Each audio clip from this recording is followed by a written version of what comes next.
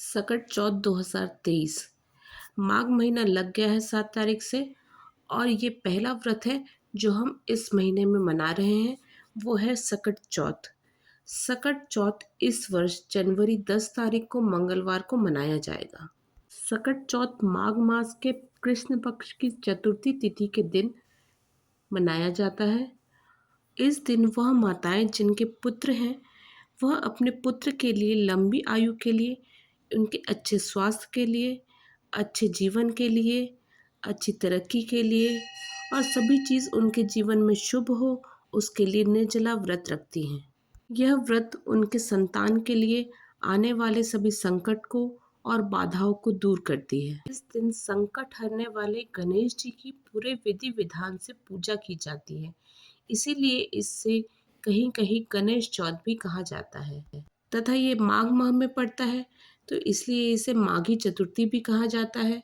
और इसमें तिल का प्रयोग किया जाता है पूजा विधि में, इसलिए इसको तिल चौथ भी कहा जाता है। इस बार चतुर्थी तिथि 10 तारीख तथा 11 तारीख दोनों दिन पड़ रही है, इसलिए थोड़ा सा ये भ्रम है कि यह व्रत किस दिन किया जाए। तो मैं आप सभी को बता दूं कि ये व्रत हम लोग को 10 जनवरी को करना है, मंगलवार को, क्योंकि उदया तिथि के अनुसार सकट चौथ 10 जनवरी 2023 को ही मनाया जाएगा। इस व्रत में चंद्रमा का भी विशेष महत्व है और चंद्रमा को शाम के समय अर्घ दिया जाता है, इसलिए मैं ये आपको बता दूं कि चंद्रमा के उदय होने का जो समय है वो है रात के 8:41। इस व्रत में आपको जिन सामग्रियों की ज़रूरत पड़ेगी वो इस प्रकार है। आपको एक चौकी की ज़रूरत पड़ेगी जिसके ऊपर आप सारी पूजा करेंगे। के ऊपर आप एक लाल वस्त्र बिछा सकते हैं। साथ ही साथ आपको लगेगा एक तांबे का दिया। ये इस दिए में आप 4 बाती करके आप उस दीपक को जलाएंगे। फिर आपको ज़रूरत पड़ेगी काले तिल की तथा गुड़ की। फिर आपको लगेगी शकरकंदी जिसकी मात्रा होगी 4। आप इस चीज़ का ध्यान रखें कि ये जो शकरकंदी है वो टूटी फूटी नहीं होनी चाहिए। आप जिस काले तिल का प्रयोग करेंगे पूजा में, उस थोड़े से तिल को आप शाम को ही धोएं और उस पानी को बचा करके रख लें। तथा आप जब शाम को स्नान आदि करें तो उसको अपने ऊपर छिड़क लें या अपने नहाने वाले पानी में इस पानी को मिला लें। आपको फिर ज़रूरत पड़ेगी गणेश जी की और गौरी की। गणेश जी की या तो आप छोटी सी मूर्ति रख सकते हैं या तो पीतल की या तांबे की। फिर जो सुपारी होती है उसको भी हम गणेश भगवान मानकर उनकी पूजा करते हैं। गौर माता बनाने के लिए हम गोबर को लेकर के उससे एक बहुत सुंदर गौर माता बनाते हैं तथा उसी की पूजा करते हैं।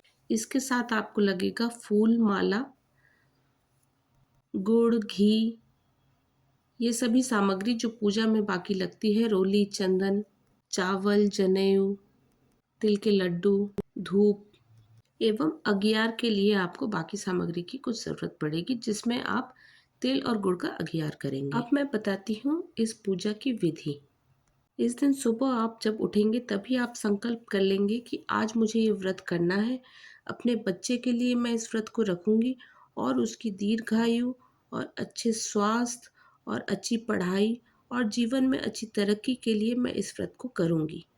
सुबह उठ के सबसे पहले आप स्नान आदि कर लेंगे और फिर सूर्य को अर्घ देंगे और नॉर्मल जो आप सुबह की पूजा करती हैं वो आप करेंगे और उसमें भी आप गणेश जी की पूजा विशेष करके करेंगे, जिसमें आप दूबा उनको चढ़ाएंगे, जनेऊ उनको चढ़ाएंगे, चावल, जल, इन सभी चीज़ों को लगा करके और तिलक वगैरह करके आप गणेश जी की पूजा करेंगे और उनको लड्डू का भोग लगाएंगे। वही जब शाम होगी तो दोबारा आपको ये चीज़ ध्यान में रखना है कि आपको गौरी और गणेश की पूजा करनी है। जब आप इस पूजा की शुरुआत करेंगे तो सबसे पहले आप अपनी चौकी को बिछा लेंगे। उसके ऊपर आपने जो लाल कपड़ा लिया है उसको आप बिछा करके तैयार कर लें। उसके बाद आप अपने गौरी और गणेश को रख दें और उसके बाजू से आपको 4 पिंडियाँ बनाना है तिल और गुड़ की। तिल और गुड़ आप मुट्ठी में लेंगे और एक पिंडी बनाएंगे, उसको रख देंगे। इसी प्रकार से आप 4 पिंडी बनाएंगे और आप रखेंगे और उनके सामने आपको 4 शकरकंदी रखनी है। फिर आप गौरी को सिंदूर लगाएं, तिलक लगाएं, गणेश जी को तिलक लगाएं, उनको दूबा चढ़ाएं, उनको पुष्प चढ़ाएं, उनको हार चढ़ाएं। दीपक आप बगल पे रख दें एक, और आप उनको दीपक दिखाएं, धूप दिखाएं। साथ ही साथ आपने एक जल का लोटा लिया हुआ होगा और कुछ थोड़ा सा हिस्सा तिल का और गुड़ का आप अपनी पूजा वाली थाली में भी रख लें। चंद्र भगवान को भी आप अर्घ दे दें, उनको भी आप दीपक दिखाएं, धूप दिखाएं, पुष्प चढ़ाएं, चावल, रोली, चंदन आदि चढ़ाएं और उनकी पूजा करें। आप जब इस पूजा विधि को करें तो आपका जो पुत्र है वो आपके पास, आपके साथ होना चाहिए। मैं आपको एक मंत्र बताऊंगी, इस मंत्र का उच्चारण करेंगे आप, और उसके बाद आप इस पूजा स्थान के बाहर एक चक्कर लगाएंगे तथा इसको करते वक्त आप अपने बालों की एक लट लेंगे और हाथ में कुछ तिल लेंगे और एक चक्कर लगाएंगे। जब आपका एक चक्कर कंप्लीट होगा उसके बाद आपका बच्चा आपके उस बालों पे पानी गिराएगा और वो किसी बर्तन में आप उस पानी को इकट्ठा कर लें। इसी प्रकार इस प्रक्रिया को आपको 4 बार करना है।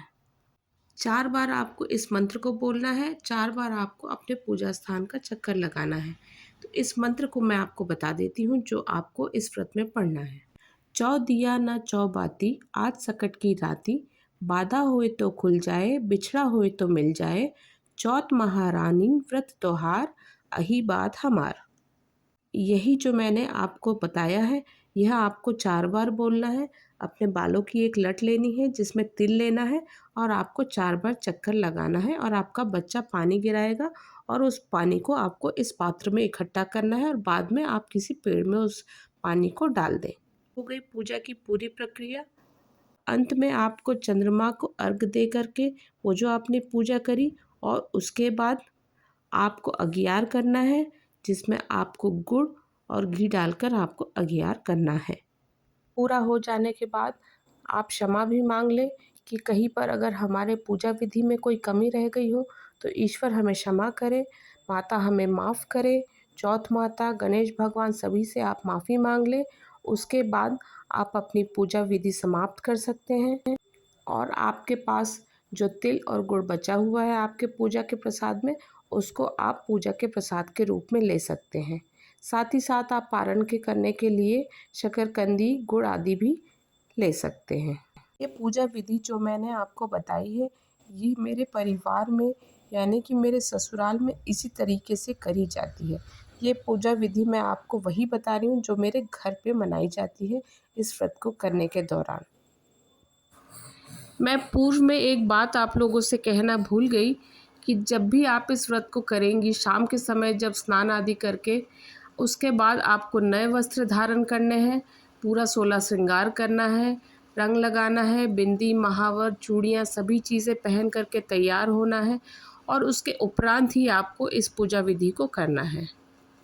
तथा व्रत के बाद आप इस चीज़ का भी ध्यान रखें कि आपको दान भी करना है तो किसी गरीब ब्राह्मण के लिए आप सीधा निकाल कर रख दें और अगले दिन आपको उसको मंदिर में दे देना है या उस ब्राह्मण को आपको देना है।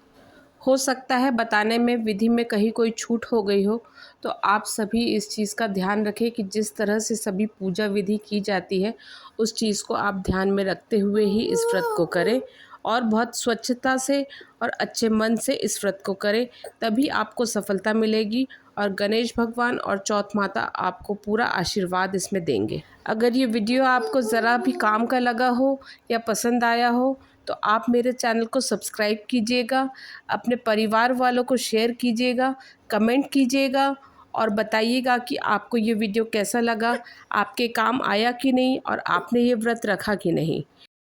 मेरा भी वैसे ये पहला ही सकट चौथ का व्रत है जो मैं इस बार रख रही हूँ। मेरे पुत्र रत्न की प्राप्ति मुझे 2022 में हुई है तो मुझे ये सकट चौथ मनाने का इस बार अवसर मिला है और इस व्रत को जब मैं 10 तारीख को करूँगी पूरे विधि विधान से, उसका भी मैं वीडियो आप लोगों के लिए अपलोड करूँगी।